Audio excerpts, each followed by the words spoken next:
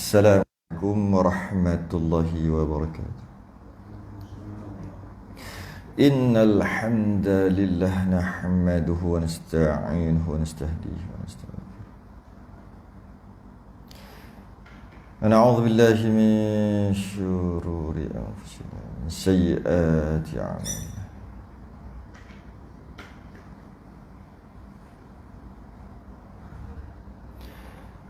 من يهده الله فلا مضل له ومن يضلل فلا هادي له أشهد أن لا إله إلا الله لا شريك له أشهد أن سيدنا محمدا عبده ورسوله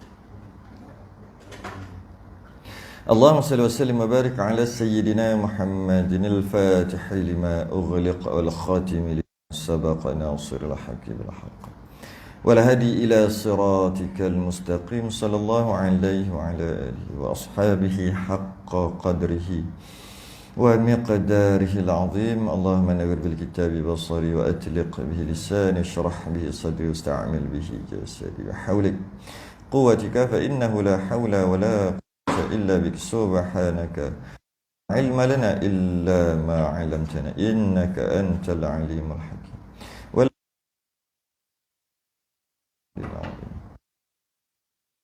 ba'du. Alhamdulillah, terafakkan kesyukuran pada malam ni dapat kita sambung pengajian kitab Minhajus Salam. Kalau kita perhatikan, kalau kita tengok balik hari ni, kehidupan kita pada hari ni, muhasabah diri, kita bangun pagi tadi sampai sekarang, berapa banyak kita membincangkan ataupun memikirkan, bercakap, bincang ataupun fikir tentang keduniaan. Dan berapa banyak kita bincang, bercakap, fikir tentang akhirat. Apa maksud akhirat? Maksud akhirat tu apa sajalah, berkaitan dengan ketuhanan, berkaitan dengan syurga neraka kan. Kita fikir, kita guna akal yang Allah bagi, dan kita fikir masa 24 jam tu, tak sampai 24 jam lagi lah, baru berapa daripada bangun tidur tadi, apa yang kita bincang dekat mulut, apa yang kita cakap dekat mulut kita, dan apa yang kita fikir kat kepala kita. Kalau kita kira-kira silap-silap, semuanya tentang keduniaan. Tak salah pun, cuma muhasabah. Memanglah kita duduk atas dunia, takkan nak fikir dunia lah. Cuma itu kita tengok, bangun, kalau kerja-kerjalah, apalah kita buat, kita fikir tentang keduniaan. Daripada bangun tidur tadi sampai sekarang, berapa banyak ada antara kita agaknya tak fikir pasal akhirat langsung, dunia saja, baru nak fikir ni. Jadi ada juga, ada yang mengambil keputusan untuk kekal bercakap dalam keduniaan setiap hari tanpa jemu, tanpa ada sedikit pun perasaan bersalah, tanpa ada sedikit pun perasaan rasa nak bercakap tentang ketuhanan ataupun mengingati Allah. Sikit pun tak ada rasa. Diorang tak dapat rezeki tu. Maka kita yang ada rasa, saya suntuk cakap dengan keduniaan. Tiba-tiba dah pukul 8 ni, takkan nak tengok berita lagi. Berita dunia juga. Ada cerita, cakap, fikir tentang dalam berita. Berita setengah jam pertama dah bab PRU, tahu dah. Lepas tu tengok bab dunia gitu gini. Bukan kata tak boleh. Nak ceritanya daripada pagi sampai sekarang ni berapa lama? Kalau kata tak ada, pagi tadi 2 jam, petang tadi sejam, okey lah, terbaik lah tu. Yang tak naknya daripada pagi sampai ke sekarang, sekarang pun tak nak. Kita nak lah. Sekarang pun ada yang tak nak lagi bercakap tentang ketuhanan, bercakap tentang mengingati Allah, gitulah, mudah kata. Tak ada, dan tak rasa bersalah pun. Dan setiap hari begitu. Kita stop lah kejap, sejam, 2, lepas tu sambung balik dunia. Mestilah kita kena cakap pasal dunia sebab kita hidup atas dunia. Cuma berhenti kejap, jangan terleka dengan itu. Maksud terleka dengan dunia ni, alhaakumut takatsur, kamu telah dilalaikan. Tu ada ni ya. Satu hari tak ada pun bincang tentang ketuhanan, keagamaan. Satu hari tak ada pun. Letaklah sejam 2. Jadilah. Sebab kita tidur dah berapa jam dah, 7-8 jam. Ada baki tu untuk kerja, untuk apa, letaklah sejam 2. Kalau tak secara berdepan pun mungkin secara online kan. Tapi biarlah ada sedikit perasaan hari ni, ya Allah, hai. Macam kita kan, kita dalam kita hidup kan, kita duk makan minum kan, kita minum daripada pagi, minum air apa, air bergula bersusu sampai malam. Masa malam tu kita makan kat kedai lagi, kita kata nak minum air kosong je lah. Kenapa? Tadi daripada pagi dengan teh tarik tengah hari minum air manis, petang minum air manis, tadi minum manis, malam ni minum air kosong, minum air kosong. Kita risau kesihatan kita. Macam tu lah kita kena risau. Pagi cerita pasal kerja, pasal dunia, lepas tu setengah hari pasal dunia, petang dunia, malam akhirat lah sikit. Risau lah. Macam tu lah. Kita kena ada perasaan tu. Macam ni kita risau dekat kesihatan kita yang duk minum air manis ni. Ni potong kaki aku nanti ni. Potong kaki ni kalau berterusan macam ni. Macam tu lah. Takut iman kita semakin melemah. Begitulah kita takut badan kita semakin melemah dengan penyakit. Macam itulah kita kena takut iman kita makin melemah kerana tak ada bincang tentang ketuhanan dan tidak mengingati Allah. Bila kita bincang apa-apa pun janji tujuannya untuk ingat Allah. Jadi tak semestinya belajar apa saja. Tapi kalau kita kata kita selalu ingat Allah sebab kita selalu berzikir, selalu baca Quran. Soalannya kita faham tak apa yang kita zikir, kita baca Quran? Pahala baca Quran tak faham pun dapat pahala. Zikir tak faham tak dapat pahala. Soalannya bila kita berzikir dan baca Quran, ingat kepada Allah? Ingat ke tak? Kadang-kadang baca je tak ingat sebab kita nak mengingati Allah. Cara untuk mengingati Allah tak ada cara lain dengan belajar. Tanpa belajar, baca Quran pun tak ingat Allah. Baca Quran dapat pahala tapi tak dapat ingat Allah. Zikir puluh ribu pun tak dapat ingat Allah. Tak dapat. Dan tak dapat pahala jika tak memahami apa yang dizikirkan. Sebab zikir kita kena faham baru dapat pahala. Tak faham tak dapat pahala. Jadi kalau kita kata kita selalu solat, banyak solat, ingat Allah lah tu solat. Khusyuk lah solat kita. Solat kita khusyuk lah. Kalau khusyuk, iyalah tu ingat Allah lah tu kalau khusyuk.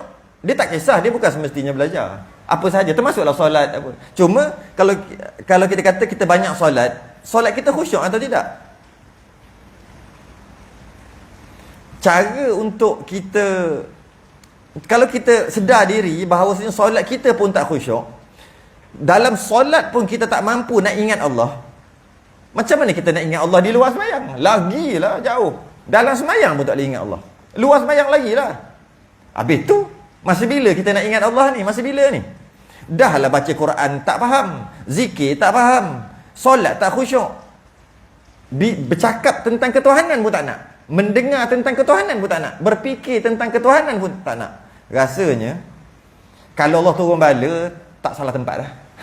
Kalau begitunya perangai kita, akal yang Allah bagi sikit pun, satu hari tu sikit pun tak nak guna untuk fikir tentang ketuhanan. Dia kena fikir tentang ketuhanan. Kalau dengan semayang kita dapat fikir, tak apa lah. Kalau dengan zikir apa, teruskanlah. Tapi untuk paling mudah untuk kita memikirkan tentang ketuhanan dan bercakap tentang ketuhanan dan mendengar tentang ketuhanan dalam majlis ilmu yang membicarakan tentang ketuhanan. Macam malam ni. Malam ni pendek aja malam ni, tak panjang. Sebab malam ni sifat yang ke-10.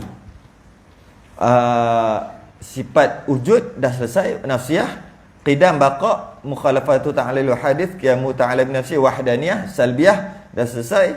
Lepas tu qudrah, iradah, ilmu selesai. Ma'ni, satu lagi ma'ni yang seterusnya, sifat ma'ni yang seterusnya yang ke-10. Yang ke-10. Qala al-mu'allif rahimahullah ta'ala, muka surat 4, 1 2 3 4 5 6 7 8 9 10 14, 15 daripada atas. Jawi, muka surat Rumi, muka surat 6, bawah sekali. Yang ke-10. Yang ke-10. Kata pengarang, dan ke-10-nya wajib Allah Ta'ala bersifat Al-Hayah. Al-Hayah. Apa maksud Hayah? Dah jadi bahasa Melayu dah. Hayah ni hidup. Hidup. Wajib Allah Ta'ala bersifat hidup. Bermula hakikatnya, nya tu nya hidup lah. Bermula hakikatnya, bermula hidupnya Allah itu, sifat hidup Allahnya itu pada zat Allah Ta'ala, yang berdiri pada zat Allah Ta'ala. Itu ayat dia. Yalah, sifat mesti kena berdiri pada zat, pastilah. Cuma sifat apa?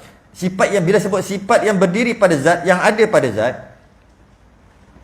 iaitu sifat yang qadim, tidak ada permulaan. Pastinya Allah, zat Allah dan sifat pasti tidak ada permulaan, kan?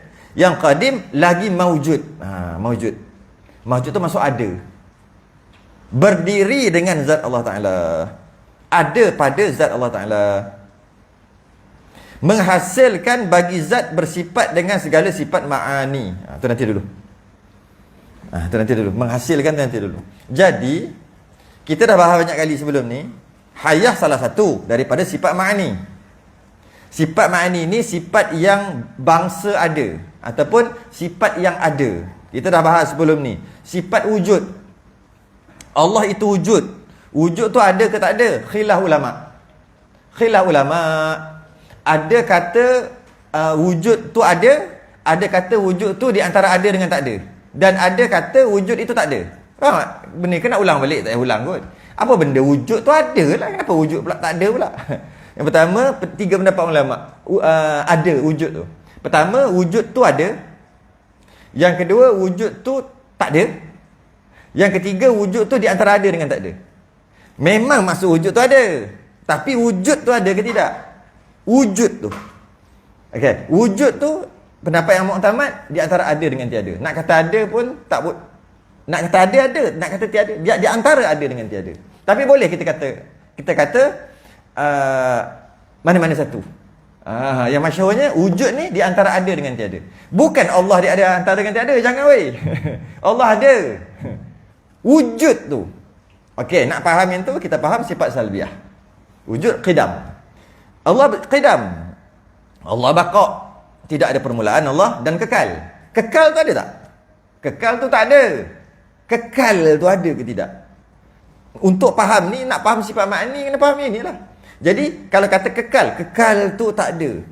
Dia sifat salbiah, sifat yang menolak, sifat yang kita boleh faham saja, tapi dia hakikatnya tak ada. Apa yang tak ada? Baqa, kekal. Adakah kekal? Allah memang kekal, tapi kekal tu tak ada. Kerana sifat tu bukan sifat jenis yang maujud. Tu dah keluar dah ayat kitab. Sebab sifat tu bukan sifat Allah, salbiah tu bukan sifat yang jenis ada. Dia jenis faham. Boleh kita panggil subut, boleh juga sabit, faham, ya, sungguh. Kalau bahasa Melayu sungguh. Tapi dia tak ada. Ada ke? Alah, kita dah bahas banyak kali. Buah kelapa jatuh. Saya bagi contoh yang sama, bagi ingat. Tak ingat sampai mati. Buah kelapa jatuh. Buah kelapa ada tak? Ada. Jatuh ada tak? Jatuh tak ada. Tapi sungguh tak? Sungguh. Memang sungguh jatuh. Tak tipu, sungguh jatuh tu. Tapi lepas jatuh dia bergolek. Masa bergolek, apa yang bergolek? Buah kelapa. Bergolek, buah kelapa tu ada? Ada. Bergolek ada bergolek? Bergolek tak ada. Tapi sungguh tak? Sungguh. Ataupun subut. Macam itulah maksudnya. Kekal tu, Allah kekal. Kekal tu ada tak? Mana ada kekal? Sebab kekal bukan sifat jenis yang ada. Dia jenis faham-faham. Gitu boleh juga kata. Jenis faham-faham. Faham saja. Hadas. Kentut berhadas kecil. Kentut berhadas kecil. Ada? Mana ada? Tapi faham tak? Faham kena ambil wuduk. Kau dah tak ada sembahyang nak isyak. Tapi faham, tapi ianya tak ada. Macam-macam istilah ini panggil lah, amru i'tibari, hal dan sebagainya. Tapi kita nak fokuskan dekat maknanya, ada sifat Allah tadi yang dia tak ada, tapi dia sungguh, dia betul, tapi cuma ianya tak ada. Bila dia kata kat sini, hayah tu satu sifat yang qadim lagi maujud. Qadim tu tak apalah, tidak ada permulaan. Maujud tu maksud ada. Dia bukan macam kekal lah. Dia bukan macam kekal. Dia ada sungguh. Ianya ada sungguh. Maknanya sifat hayah Allah tu ada. Macam mana ada qudrah, iradah, ilmu. Ada. Tak sama dengan qidam, baqa, mukhalafah, qiyamuhu binafsih, wahdaniyah. Tak sama. Tak sama. Sebab 5 sifat salbiah tu masuk tolak. Kita nak menolak yang tak layak bagi Allah, maka dinamakan sifat salbiah. Nak tolak apa? Allah itu tidak ada permulaan. Nak tolak, Allah ada permulaan. Tolak, Allah ada permulaan. Tolak dengan maksud Allah tidak ada permulaan. Allah itu baqa kekal. Kenapa? Nak tolak, Allah itu binasa. Salbiah, tolak. Tolak. Tapi ianya tak ada, dia bukan jenis ada. Nak faham lagi? Maka ulama meletak satu kaedah. Kullu mawjudin yusihhu an yura. Setiap yang ada sah untuk dilihat. Atau bahasa yang mudah lagi, setiap yang ada, kalau nak nampak tu boleh, nak tengok boleh, boleh dicerap dengan panca indera. Kalau ianya ada, boleh. Cuma boleh atau tidak, Allah bagi atau tidak, itu cerita lain. Kemampuan mata ataupun kemampuan telinga nak dengar, ada kemampuan ataupun tidak, itu cerita lain. Tapi boleh tak? Contohnya, angin ada ni, angin apa?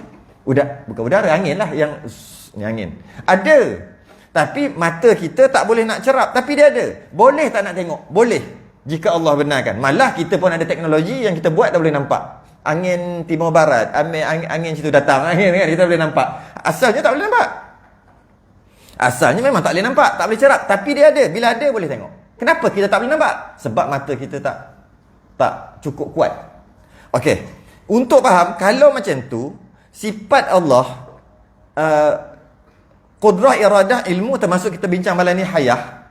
Kalau Allah angkat hijab, kalau Allah kuatkan, kalau Allah izinkan, boleh tengok? Boleh tengok, boleh nampak. Dekat dalam syurga kan boleh kan? Kita boleh melihat Allah.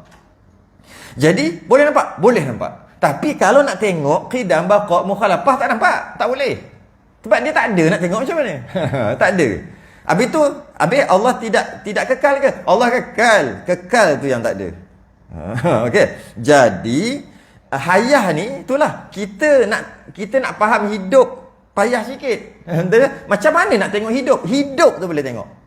Hidup. Kalau Allah benarkan nanti, dalam syurga nanti, kita dapat tengok hayah Allah. Hidupnya Allah. Boleh tengok. Bukan dapat tengok kehidupan. Bukan. Hidup tu dapat tengok. Sifat ma'ani, iaitu hidup dapat tengok. Kita tak boleh nak fikir. Kerana hidup Allah hidup yang hakiki. Jadi, hayah artinya hidup, dia kata. Jika makhluk hidup, jika makhluk ni kita hidup, mana mungkin Tuhan mati? Mungkin tak? Makhluk hidup tapi yang buat dia mati. Oh, tak masuk akal. Kita mula nak berfikir dah, ni. Cuma hidup Allah beza sikit dengan kita pastinya. Hidup Allah hidup yang hakiki, tidak ada yang menghidupkan dia. Bezanya kita dihidupkan.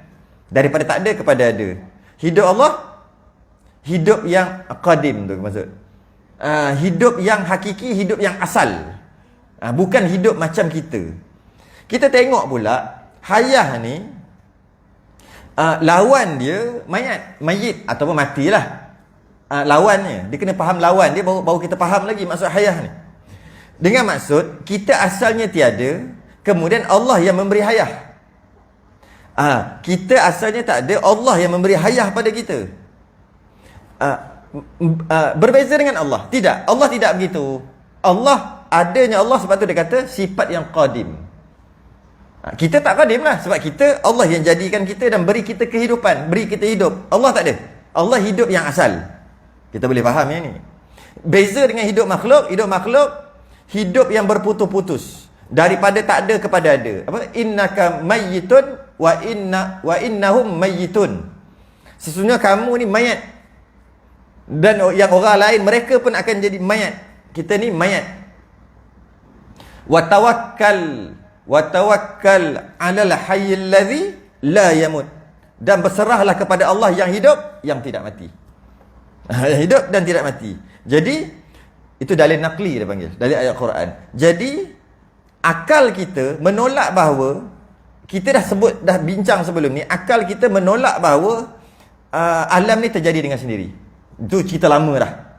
Cerita awal tahun lagi tu. Mustahil alam terjadi sendiri. Kalau ada tai unta, kalau tak ada tai unta, mustahil tai unta tu ada sendiri. Mesti ada ibu unta. Mesti ada tuan punya tu. Itu unta. Macam tu juga alam yang lebih hebat daripada tai unta ni, ada, mustahil jadi sendiri. Kita dah pegang tu lama dah. Dan kita pegang juga yang menjadikan alam sangat berkuasa. Sebab Tak ada satu orang pun, satu teknologi pun dapat buat alam sebiji macam ni satu lagi. Maka yang buat ni sangat berkuasa. Kita dah pegang dah. Yang kedua. Maka mustahil yang dianya bersifat tak hidup ataupun mati dapat mencipta alam yang hebat ni. Mustahil. Kerana yang mati tidak mungkin dapat mencipta, memelihara, mengurus, mengatur, memerintah. Mustahil. Ini dalil akal untuk kita kata Allah itu hidup.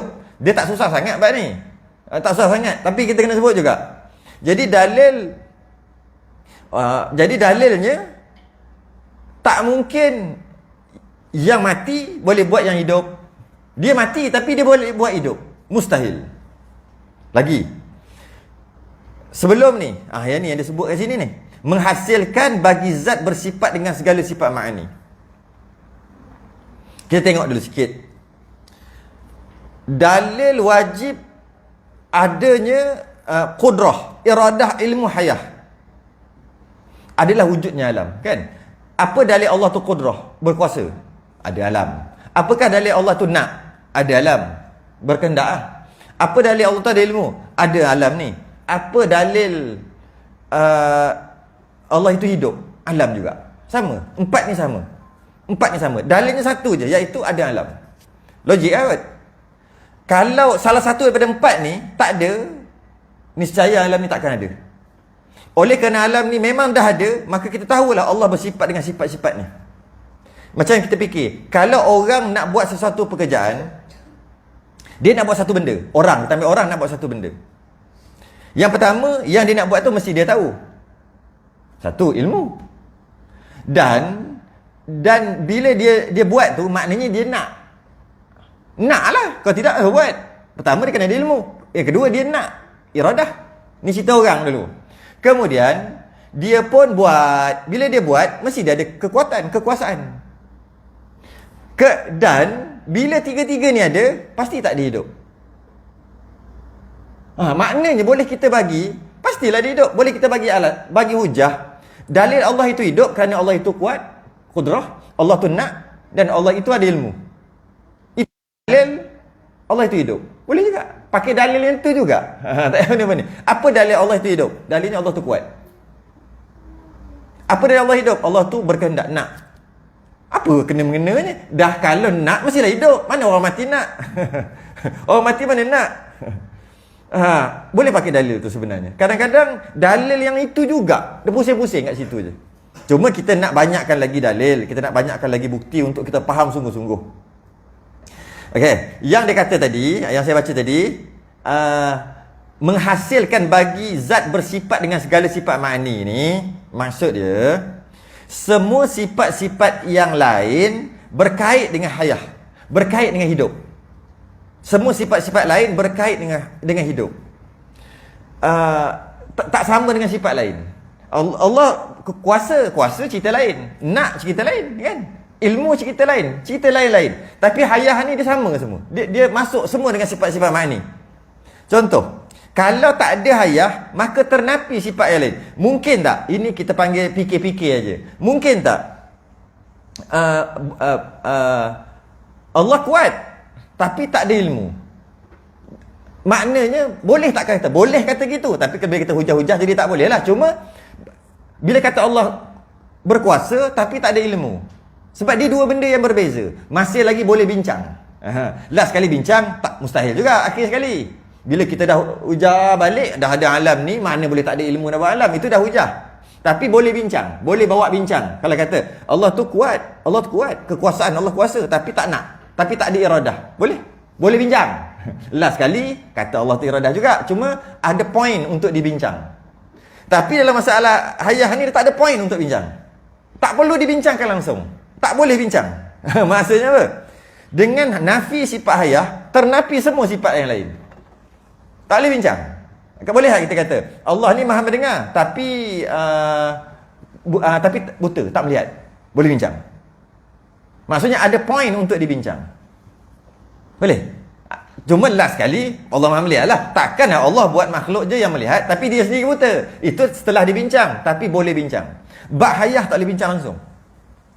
Tak boleh bincang dengan maksud Allah mesti hidup. Sebab dia berkait dekat semua sifat ma'ani yang lain. Jadi maksud tak boleh bincang contohnya, dengan kita menafi hayah, menafi semua sifat-sifat yang lain.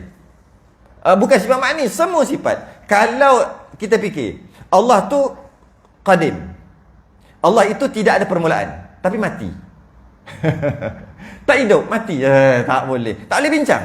Mengarut terus. Mengarut awal-awal lagi tak boleh bincang dah. Allah itu kekal tapi tak hidup, mati. Tak boleh bincang.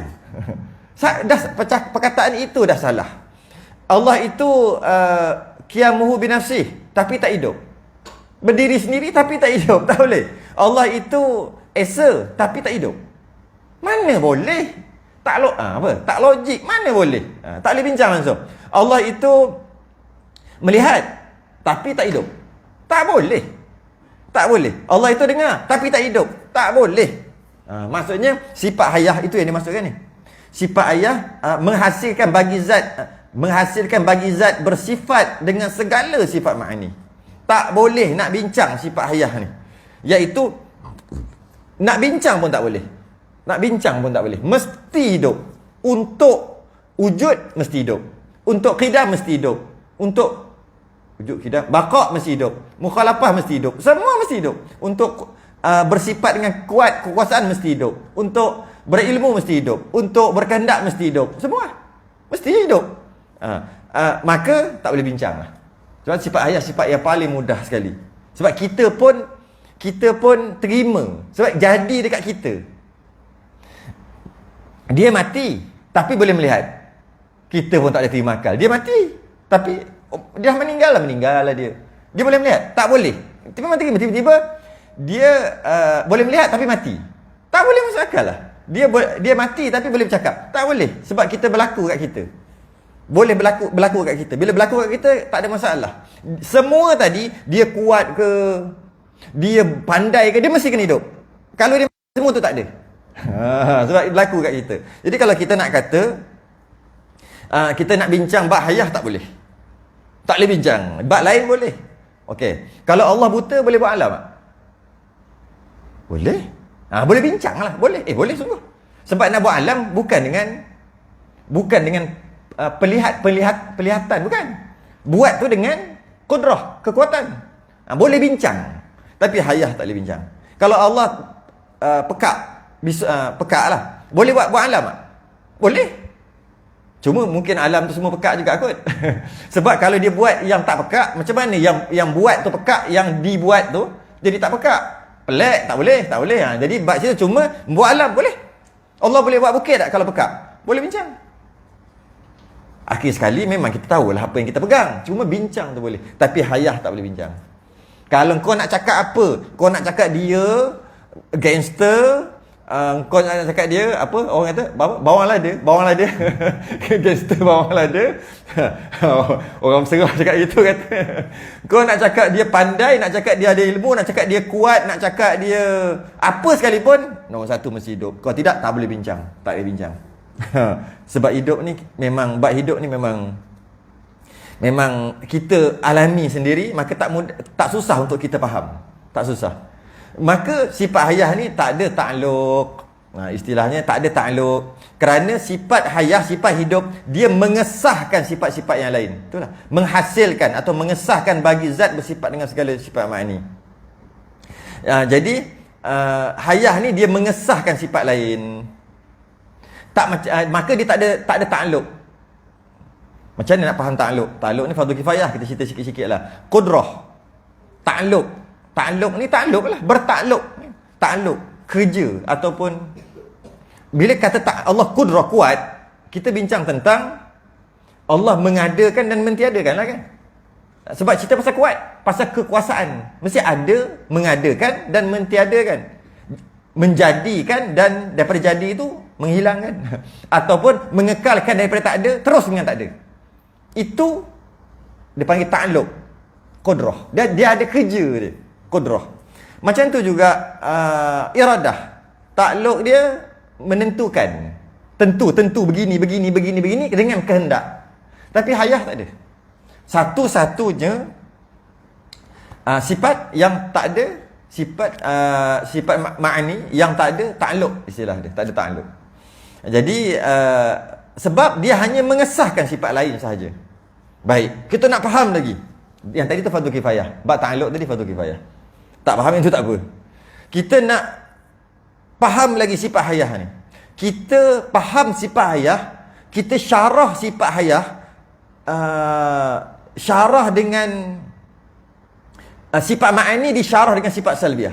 Itu istilah. Sifat ma'ani syarahkan dengan sifat salbiah. Kita kecilkan skop dia. Kita bahas sifat hayah, hidupnya Allah, sifat hayah dengan sifat salbiah. Macam mana? Apa sifat salbiah? Qidam, baqa, mukhalafatuhu ta'ala lil hadith, qiyamuhu ta'ala bi nafsi, wahdaniyah. 5 ni mensyarahkan sifat ma'ani, yang khususnya kepada hayah. Kita ambil hayah dulu. Dia boleh syarah dengan 7 sifat ma'ani. Kita ambil hayah. Okey, sifat ma'ani qadim, tidak ada permulaan. Jadi macam ni nak bahas. Allah hidup, hayah. Allah hidup hayahnya Allah, hidupnya Allah yang qadim, yang tiada permulaan. Tu dia bahas, disyarahkan balik. Jadi hidup Allah tu tidak didahului dengan tiada qadim. Syarah lagi. Baqa. Hayahnya Allah, hidupnya Allah, hayah yang baqa, hidup yang kekal, hidup yang tidak diakhiri dengan tiada. Tu syarah dia. Syarahkan sifat ma'ni dengan sifat salbiah. Hayahnya Allah yang qiyamuhu ta'ala bi nafsi. Hayahnya Allah yang tidak memerlukan kepada yang lain. Hidupnya Allah tidak memerlukan kepada yang lain untuk kekalkan Allah hidup atau untuk menjadikan Allah. Tu qiyamuhu ta'ala bi nafsi. Apa lagi? Hayahnya Allah mukhalafatuhu ta'ala lil hawadith. Hayahnya Allah, hidupnya Allah, mukhalafah, tak sama. Tak sama. Hidupnya Allah tak sama dengan yang baru. Hidupnya Allah tak sama dengan makhluk. Iaitu Allah tak perlu kepada pernafasan. Tak perlu. Kerana kalau Allah hidup memerlukan pernafasan, maka hidupnya Allah tidak mukhalafah. Sebab tu kena syarahkan sifat ma'ani ni dengan sifat salbiah. Kena bahaskan hayat hidup Allah ni dengan sifat salbiah. Tolak 5 ni. Sebab tu nama sifat menolak. Tolak 5 ni. Yang antara yang nak tolak, Allah, hidupnya Allah tidak ada permulaan. Tolak dulu. Yang ada permulaan kita tolak. Okey. Hidupnya Allah baqa, kekal. Yang tak kekal kita tolak. Hidup Allah kekal. Hidupnya Allah qiyamuhu ta'ala bi nafsi, tak memerlukan kepada sesuatu untuk hidup. Tak perlu. Hidup yang hakiki. Hidupnya Allah yang tak sama dengan makhluk. Mukhalafah. Tak sama tu maksud makhluk hidup macam mana? Kena bernafas. Allah tak perlu bernafas. Malah kalau Allah ada bernafas, mati. Kullu nafsin za'iqatul maut. Setiap yang bernafas mati kan. Jadi maka kalau kita perlukan udara, perlukan makan, minum, maka hidupnya Allah mukhalafah, tak sama. Hidupnya Allah tak perlu makan, minum. Itu kita memang faham. Hayahnya Allah adalah last sekali wahdaniyah, esa. Hidupnya Allah tu, hayahnya Allah, hayah yang wahdaniyah, hayah yang esa. Yakni Allah hidup esa apa? Tanpa roh. Kalau ada roh secara automatik ada dua. Dah ada dua dah. Kata esa. Wahdaniyah. Wahdaniyah pada zat. Allah pada zat. Diri Allah tu esa. Esa sungguh. Bila ada Allah dan ada roh, sebab makhluk nak hidup kena ada roh. Ada Allah dan ada roh, maka ada dua dah kat situ. Bila ada dua, hilang wahdaniyah. Sebab tu kita kena kaitkan dengan salbiah juga. Jadi bila ada roh, walaupun roh itu kita katalah, walaupun nyawa tu, roh tadi tu, roh yang qadim juga, maka ada dua qadim dah pula. Maka menafi apa? Kam apa? Kam muttasil fi zat, itu pun fardu kifayah. Menafikan berbilangnya Allah. Berbilangnya Allah, sebab ada Allah, ada roh. Yang itu makhluk. Bila begitu Allah, kita nafikan. Hidupnya Allah wahdaniyah. Kena nafi 5 ni. Ini kena pegang, ni fardhu ain. Saya ulang balik yang fardhu ain. Allah hidupnya Allah qadim. Hidupnya Allah tidak ada permulaan. Sifat salbiah. Hidupnya Allah baqa, kekal. Hidupnya Allah tidak memerlukan sesuatu untuk hidup dan mengekalkan hidup. Hidup kita memerlukan. Nak kekalkan hidup kita, kena makan. Kena udara. Macam-macam. Allah tidak. Betul tu qiyamuhu binafsi. Hidupnya Allah mukhalafah, tak sama dengan hidup makhluk. Dengan baru. Hidupnya Allah wahdaniyah, hidupnya Allah esa. Kena pegang kat situ. Maka dengan hayah, dengan hidup Allah yang wahdaniyah, maka Allah hidup berterusan tanpa penat, tanpa perlu kepada rehat, tanpa tidur, tanpa lena, tidak berkait dengan roh, tak ada kena-mena. Sebab yang kita penat ni apa kita penat sebenarnya? Kadang-kadang kita penat, lepas tu kita tidur. Bila kita bangun, segar. Yang penat tu roh kita. Tapi istilah kita panggil badan kita tak larat. Tapi sebenarnya roh kita. Sebab tu bila kita tidur, roh kita berehat, lepas bangun jadi segar. Sebab roh kita. Jadi jamadat pernah penat tak? Jamadat ni, kayu ni, jamadat, batu, kapet, pernah penat? Tak pernah. Sebab dia tak ada roh. Apa yang tak ada roh tak penat. Orang mati tak penat. Apa yang tak ada roh, dia tak akan penat. Dia tak akan lapar. Sebab yang lapar yang semua tu, semua roh kita. Roh kita yang nak, roh kita yang minta. Roh kita minta untuk makan dan sebagainya. Tapi bila makan jadi untuk badan kita. Tapi roh kita yang nak. Jadi Allah tidak begitu. Tu nak kata Allah tidak begitu. Tidak, hidup Allah berterusan, tidak perlu kepada rehat, tak perlu. Tak perlu. Kita yang perlu kepada rehat. Apa? Allahu la ilaha illa huwal hayyul qayyum. La ta'khudhuhu sinatun wa la naum. La ta'khudhuhu sinatun wa la naum. Allahu la ilaha illa huwal hayyul qayyum. Tidak ada Tuhan yang berhak disembah melainkan dengan Allah. Yang mana? Hayyul qayyum. Yang hidup lagi kekal. La ta'khudhuhu sinatun wa la naum. Terus menerus Allah itu menguruskan makhluknya, tidak mengantuk dan tidak tidur. Ini ayat akidah kita nak baca hari ni. Tapi kita biasa baca ayat kursi. Sebab tu setan takut ayat kursi. Tapi kita baca, bukan main dia punya gempak bunyi tu. Siap ada background music kat belakang. Tapi faham tak apa benda? Kenapa dikaitkan Allahu la ilaha illa huwal hayyul qayyum, la ta'khudhuhu sinatun wa la naum. Allahu la ilaha illa huwal hayyul qayyum, tidak ada Tuhan yang berhak disembah melainkan dengan dia. Dia tu pula hayyu, hidup, qayyum, kekal. Lepas tu sambung lagi, la ta'khudhuhu sinatun wa la naum. Dia tak terus menerus menguruskan makhluknya, tak penat, tak tidur. Tu lah, tak penat, tak tidur. Itu menanda hayah Allah, hidup Allah tak sama macam kita. Tak sama. Tidak memerlukan sesuatu untuk meneruskan kehidupan. Tak memerlukan tidur untuk rasa segar. Tidak memerlukan makan untuk sihat ke apa, untuk kuat sebagainya. Tidak. Hidupnya Allah. Habis. Tak susah, senang je ni. Lawannya al-maut, Abirah. Lawannya maut. Setengah kita kata mayit. Lebih kurang samalah, mayit tu mayat, maut tu mati. Artinya mati. Maka iaitu mustahil. Mustahil apa?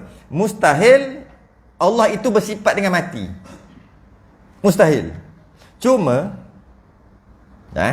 sifat hidup, kita dah tahu sifat hayah, sifat hidup adalah sifat yang wajib bagi Allah. Artinya Allah wajib bersifat dengan hidup. Dan mustahil Allah bersifat dengan al-maut, iaitu mati. Cuma apa maksud mati tu? Mati bagi kita berbeza. Mati bagi kita ni, maut bagi kita ni pinjaman je kita pakai. Mati hakikat, kalau kita mati bagi kita dengan dicabutkan roh, mati. Allah tak ada roh. Jadi apa maksud mati? Dah tahu awal-awal dah Allah tak roh, tak memerlukan roh. Maka apa maksud mati? Kalau tak perlu roh, tak adalah istilah mati tu. Jadi apa maksud maut? Apa maksud mati? Maksud mati bukan hidup-hidup. Mati bukan maksud mati. Itu makhluk. Sebab mati itu bila dicabut roh. Allah dah tak ada roh. Dah awal dah tak ada roh. Maka bukan mati itu bukan dicabutkan roh. Sebab bila kita kata mati, automatik terjemahan dalam kepala kita mati itu iaitu dicabutkan roh. Kan apa maksud mati lagi? Apa maksud mati? Itulah kan. Tak ada roh kan? Mati maksud tak ada roh. Ada lagi maksud lain tak? Mana ada? Ada.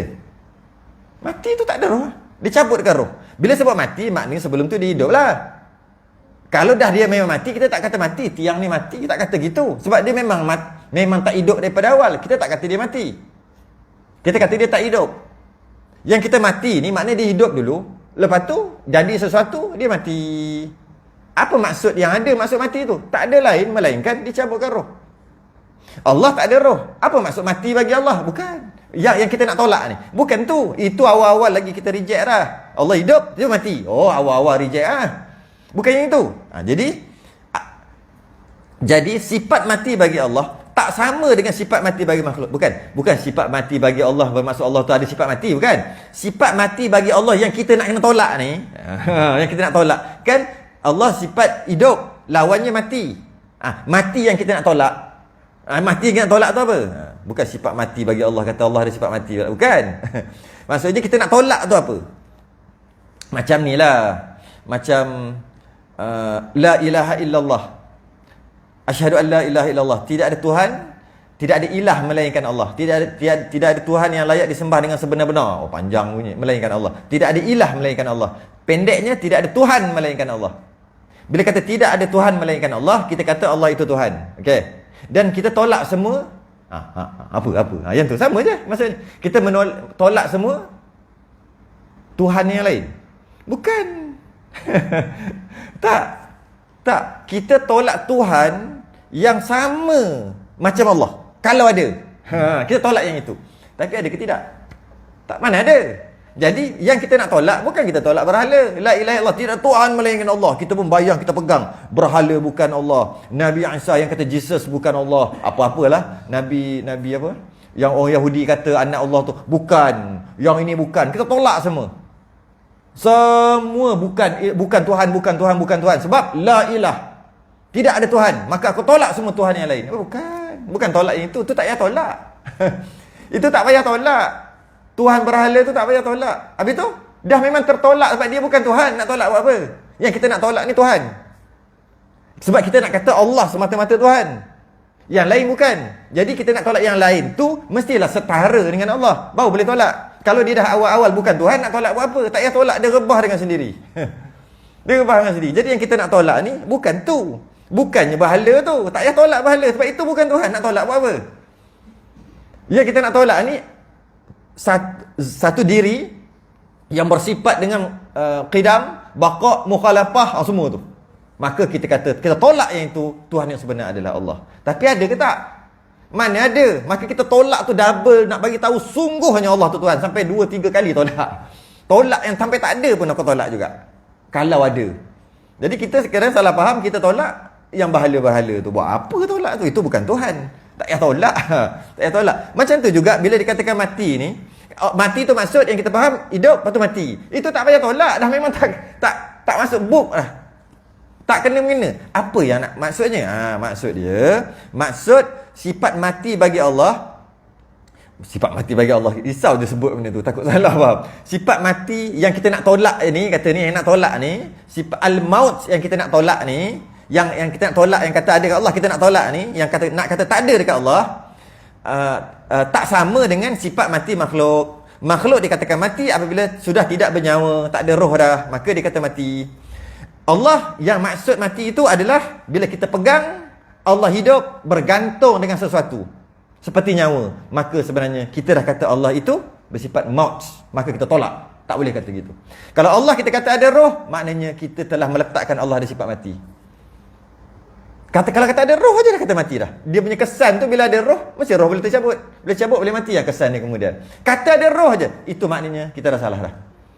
Walaupun kata roh tapi tak mati-mati, kita dah salah dah. Itu menandakan kita telah meletakkan sifat yang tak layak bagi Allah. Itu maksud mati. Kalau kita kata Allah memerlukan udara untuk hidup, menandakan kita kata Allah bersifat dengan maut. Allah tidak bersifat dengan hayah. Bila kita kata Allah memerlukan udara untuk hidup, itu maksud mati itu. Itu maksud mati. Bila memerlukan udara untuk hidup, maka Allah memerlukan. Udara siapa buat? Allah buat. Oksigen Allah buat. Maka Allah memerlukan makhluknya. Dan Allah memerlukan udara untuk hidup. Dan bila udara tak ada, Allah mati. Dia ke situ dia pergi. Maksud yang kita nak tolak dekat Allah ni, makan, minum. Makan, minum. Jika Allah memerlukan makan, minum untuk hidup, maka Allah itu bersifat dengan maut. Itu yang kita nak tolak. Bukan tiba-tiba hidup, mati. Bukan. Bila Allah memerlukan makan dan minum, maka automatik tak ada makan dan minum, Allah mati. Itu maksud yang kita nak tolak. lawan bagi hayah tu. Dan Allah perlu kepada rehat ataupun tidur. Penat, Allah penat. Tak penat ke? Daripada dulu sampai sekarang penat, nak rehat. Nak rehat. Maka dengan kata begitu, kita menyifatkan Allah dengan sifat maut. Rehat kat arash. Duduk. Sittati ayyam, 6 hari buat bumi penat. Thumma stawa 'ala al-'arsh. Mula-mula Allah cipta langit dan bumi sittati ayyam, 6 hari, 6 ayyam. Bolehlah kata 6 hari, 6 keadaan, 6 masa. 6 peringkat, semua boleh tu, ayyam tu. Lepas tu, lepas dah 6 hari tu, thumma stawa 'ala, penatlah. Lepas tu duduk kat arash. Maknanya kita kata Allah memerlukan rehat, maka kita telah meletakkan Allah bersifat maut, iaitu tak hidup. Itu maksud mati. Sama juga kalau kita meletakkan Allah itu ada permulaan, maka menandakan kita meletakkan Allah itu ada sifat maut. Maka itu juga kalau kita kata Allah itu ada akhirnya, maka kita telah meletakkan Allah itu ada sifat maut. Dan kita meletakkan ada yang Allah hidup. Macam mana boleh hidup? Ada yang menghidupkan dia. Maka kita telah meletakkan Allah itu ada sifat maut, mati. Bukannya hidup, lepas tu mati. Bukan. Itu dah ditolak dengan baqa' awal-awal lagi. Dah tolak dengan baqa' awal-awal. Jadi itu maksud maut yang perlu kita tolak. Maut yang perlu kita tolak. Tak sama dengan maut manusia. Semua ni mustahil pada Allah. Maut tadi ni, yang sebut tadi. Kerana bergantung kepada sesuatu untuk hidup adalah sifat makhluk. Bergantung kepada sesuatu untuk hidup. Sebab kita bahas hayah kan. Perlu bergantung kepada sesuatu untuk hidup, tu sifat makhluk. Apabila bergantung pada sesuatu, itu sifat makhluk. Makhluk perlu kepada oksigen, makan, minum untuk terus hidup. Maka itu adalah sifat makhluk. Bila kita kata Allah memerlukan, maka automatik kita kata Allah ada sifat maut, lawan bagi hayah. Setiap makhluk yang hidup perlu kepada rehat. Perlu kepada tidur untuk terus hidup. Maka Allah tak perlu. Mukhalafah, tak sama. Jadi mustahil Allah bersifat dengan maut, iaitu mati. Okey, apa lagi? Kita masuk hakikat sikit. Sikitlah hakikat. Sebab bab hayah ni dia tak panjang sangat bahas dia. Masuk bab hakikat sikit. Hakikatnya Allah yang menghidupkan kita, kerana setiap makhluk yang hidup Allah yang hidupkan. Kan? Allah yang hidupkan. Kita nak hidup, kita makan. Adakah makanan tu yang menyebabkan kita hidup? Tak. Kita menyawa oksigen. Kalau tak ada oksigen mati. Adat katanya gitu. Tapi adakah oksigen ataupun bernafas tu yang menghidupkan? Tidak. Allah, kita dah pegang gitu. Jadi bila kita dah pegang macam tu, hakikatnya Allah yang menghidupkan kita. Bukannya makanan, bukannya minuman, bukannya udara, bukannya rehat. Rehat maksud tidur. Sebab kalau tak tidur boleh mati tu. Adat katanya gitu. Jadi, tapi hakikatnya Allah yang hidupkan, bukan makanan. Maka kalau kita faham gitu, tak pelik kalau biasa makan, adatnya makan dengan makan nasi, makan bubur, makan mi, minum air. Itu adatnya. Maka dengan makanan tadi dapat melangsungkan kehidupan, dapat teruskan kehidupan. Allah tukar adat tu kepada makan yang lain. Makan udara. Alhamdulillah, kenyang. Makan udara boleh. Malah masa Dajjal keluar nanti, orang yang beriman akan lari masuk ke dalam gua-gua, nak tunggu Imam Mahdi, nak tunggu Nabi Isa. Tak boleh, kita tak boleh berhadapan dengan Dajjal lagi. Masa tu makanan makin tak ada. Musim tengkujuh, mungkin musim kemarau, dan 6 bulan malam, 6 bulan siang, menyebabkan makanan semua mati, tumbuhan semua tak boleh hidup, ternakan semuanya tak boleh, mati semua. Maka kita makan dengan subhanallah, alhamdulillah, Allahu akbar, la ilaha illallah. Kenyang. Percaya, kena percaya ya. Kena percaya. Sebab kita bincang tentang hidup ni. Boleh ke hidup? Habis tu Ashabul Kahfi 300 Wazdadu tis'ah, tambah 9. 300 ayat Quran tu, surah Kahfi tu dia lain sikit. Selama 300, lepas tu tambah 9. Wazdadu tis'ah, tambah 9. Katalah 309 tahun. Kenapa? Boleh hidup 300 tambah 9. Kalau 309 tahun kan senang. Tambah-tambah kenapa? Ulama kaji, rupanya hidupnya 300 tahun tu kalau ikut kiraan Syamsiah. Syamsiah. Kalau ikut kiraan Qamariyah 309 tahun. Macam tu lah. Sebab terbalik. Kalau ikut kiraan Qamariyah 309 tahun. Kalau ikut Syamsiah 300 tahun. Betul lah. Tu beza dia. Sebab kan dia lebih kan dia lebih berapa hari? Setahun lebih 11 hari, 12 hari, setahun. Jadi Qamariyah ni dia cepat tua. Kalau nak lambat tua, kira Syamsiah lambat sikit. Jadi kalau 300 tahun bersamaan dengan 309 tahun Qamariyah, boleh hidup lah, tak makan pun. Kata makanan. Itu antara yang kita kena fikir. Jadi hakikatnya Allah yang menghidupkan, bukan makanan, bukan minuman, bukan oksigen, bukan tidur yang menghidupkan. Tidak. Tapi sebagai sunnatullah, Allah memerintahkan kita untuk makan, minum, nafas, berehat dan sebagainya. Malah kadang-kadang ada yang Allah bagi pilih. Allah bagi pilih untuk kita buat atau tidak. Contohnya makan dan minum. Untuk meneruskan kehidupan, kita sunnatullahnya makan dan minum. Kita makan dan minum. Dan Allah bagi pilihan. Nak makan boleh, tak nak makan boleh. Maksudnya kalau kita tak makan, teruklah kita. Kalau makan, kita akan jadi sihat, akan meneruskan kehidupan. Dan ada yang Allah tak bagi pilih. Tak bagi pilih. Contohnya, menafas. Allah tak bagi pilih untuk tidak menafas. Dipaksa kita untuk menafas. Itu sunnatullah. Tapi bukan oksigen menafas tadi yang menghidupkan. Tidak. Allah paksa kita. Dan tidur. Tidur pun paksa juga. Sebab tak ada orang boleh tahan tidur. Sampai satu masa dia hilang, hanyut juga. Antara yang Allah paksa untuk tidur, paksa untuk bernafas. Tapi makan setengah perkara, Allah bagi pilihan. Maksudnya, makan, boleh hidup. Tak makan, mati. Itu kita kata. Tapi hakikatnya tidak. Makan dan minum bukan menghidupkan, bernafas bukan menghidupkan. Tidak. Jadi, kenapa Allah buat gitu? Tujuan untuk kita fikir, tujuan Allah buat sunnatullah, makan dan minum untuk hidup, bernafas untuk hidup, bernafas yang kena terpaksa, tidur untuk hidup, dipaksa tidur, dipaksa bernafas untuk hidup, diberi pilihan untuk makan dan minum untuk meneruskan kehidupan. Kenapa buat gitu? Sedangkan kita tahu yang memberi kehidupan adalah Allah. Tujuannya supaya kita mengingati Allah setiap masa. Macam mana nak kaitkan? Supaya kita ingat Allah setiap masa. Kerana tujuan kita hidup ni kan nak ingat Allah. Setiap kali kita makan, setiap kali minum, setiap kali bernafas, setiap kali berehat, tidur, ingat Allah. Dengan makan kita dapat mengingat bahawa Allah yang menghidupkan. Dengan bernafas kita dapat ingat Allah yang memberi hidup.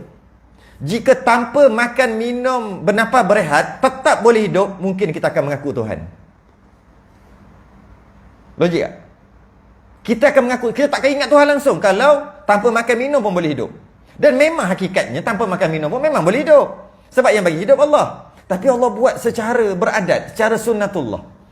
Kena makan baru hidup, kena bernafas baru hidup. Tujuannya untuk Allah ingat kita.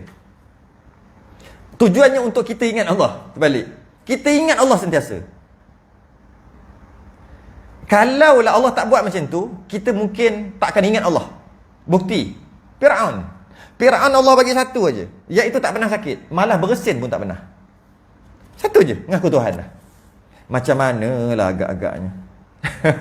Macam mana agak-agaknya kalau Allah bagi kita makan minum boleh, tak makan minum pun boleh hidup juga. Sebab memang bukan makan dan minum tu menghidupkan. Macam manalah agak-agaknya kita pakat-pakat lupa Tuhan habislah. Itu tujuan Allah bagi makan minum. Bila makan, aku pegang tahu makanan ni bukan menghidupkan. Aku makan ni Allah yang bagi hidup. Tu tujuan makan.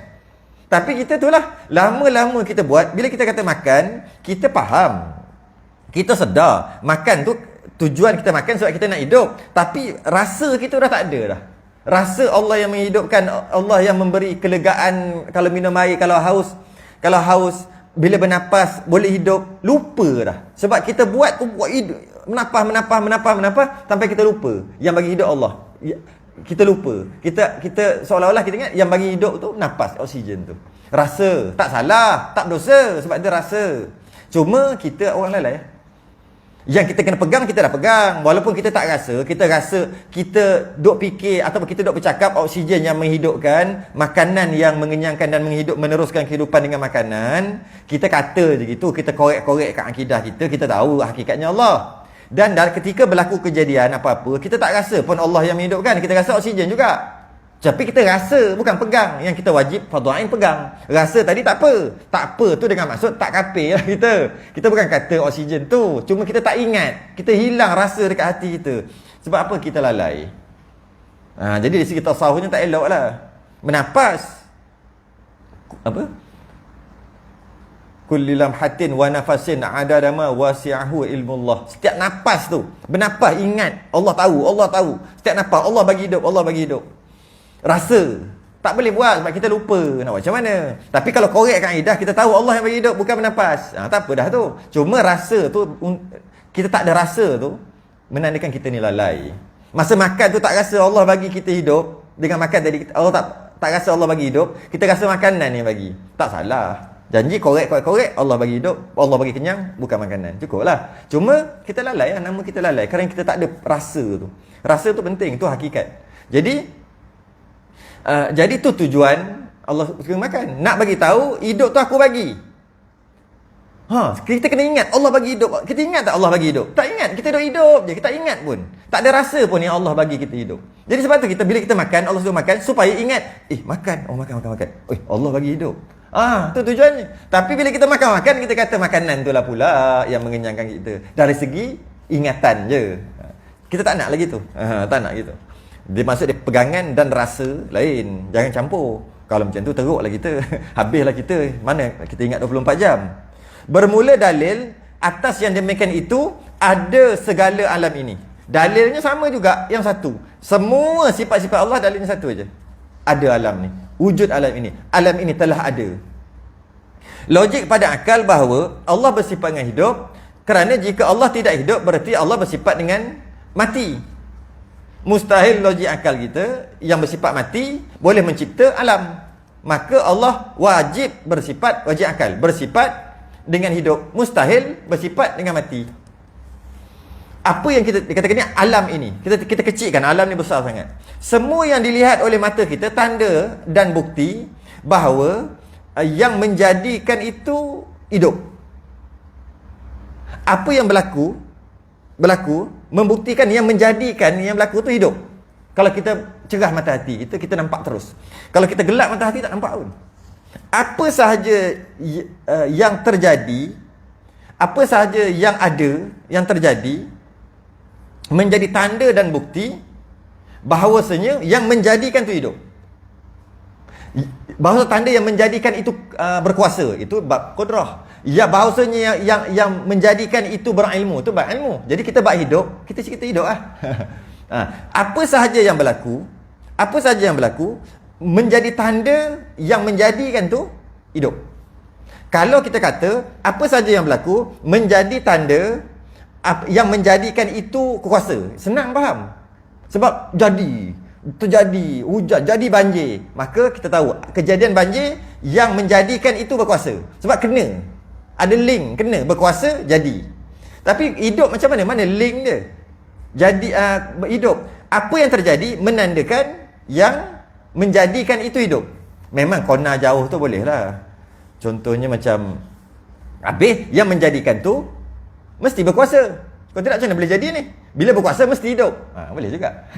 Dia boleh kuasa mesti hidup. Yang menjadikan tu mesti dia yang nak jadikan.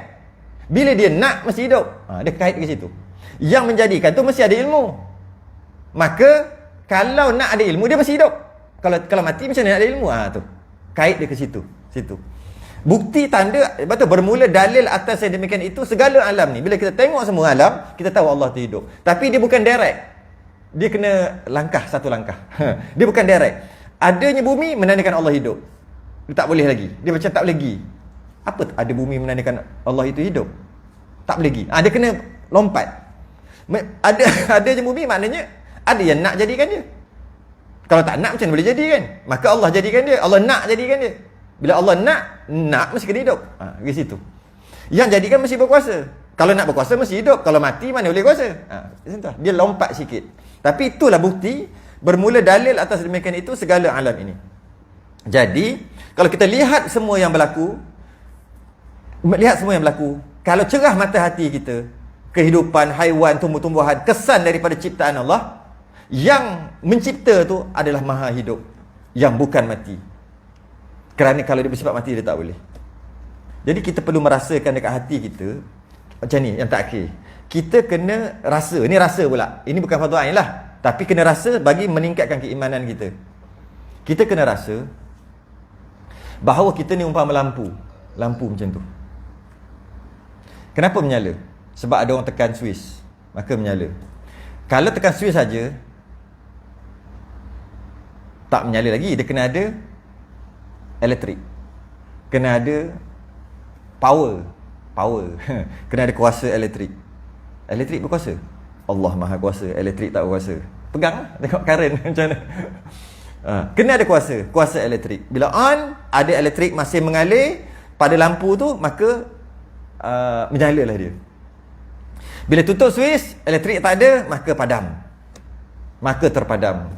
Kita masih hidup kerana masih ada, istilah dia panggil, Allah masih mengalirkan hayahnya pada kita.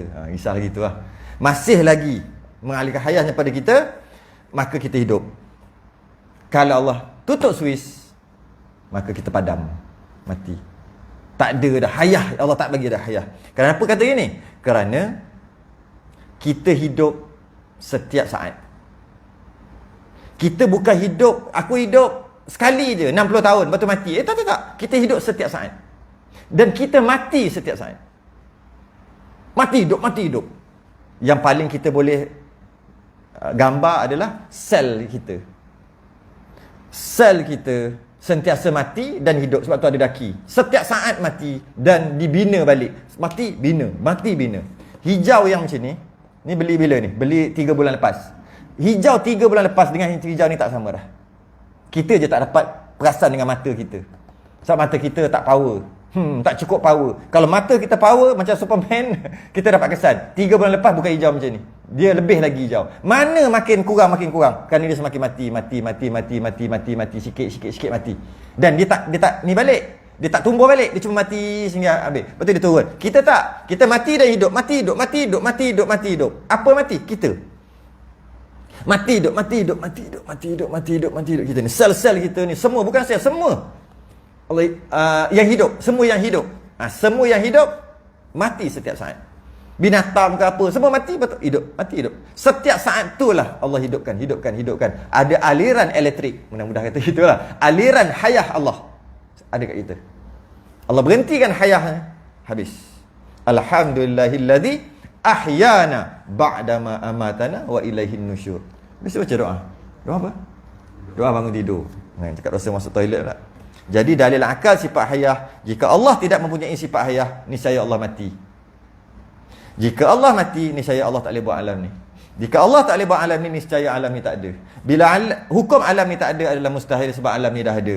Nyata daripada adanya alam ini, tentulah Allah yang menciptakannya. Allah telah berjaya menciptakannya. Nyata daripada Allah telah mencipta alam ini, tentulah Allah tidak mati. Nyata bila Allah tidak mati, tentulah Allah bersifat dengan hayah. Itu dipanggil dalil aqli. Wallahu alam. Cukup. Masuk kita bahas panjang balik. Hayah ni pendek sebenarnya. Iaitu mendengar, samak dan basar. Samak yang ke-11. Dia mula-mula hari tu lah, wujud panjang, qidam, baqa' panjang tu kan. Sekali tak cukup, 2-3 jam, 3 kali kadang-kadang. Baqa', mukhalafah panjang tu. Qiyamuh bin nasir sekali. Wahdaniyah 2 kali. Masuk hayah sekali. Lepas ni panjang balik. Dia ada sifat yang payah untuk faham sikit. Ada sifat yang mudah. Macam ni mudah sikit. Yang sifat yang ke-11 dan ke-11, tangguh dulu. Sudah yang tasbih kaf.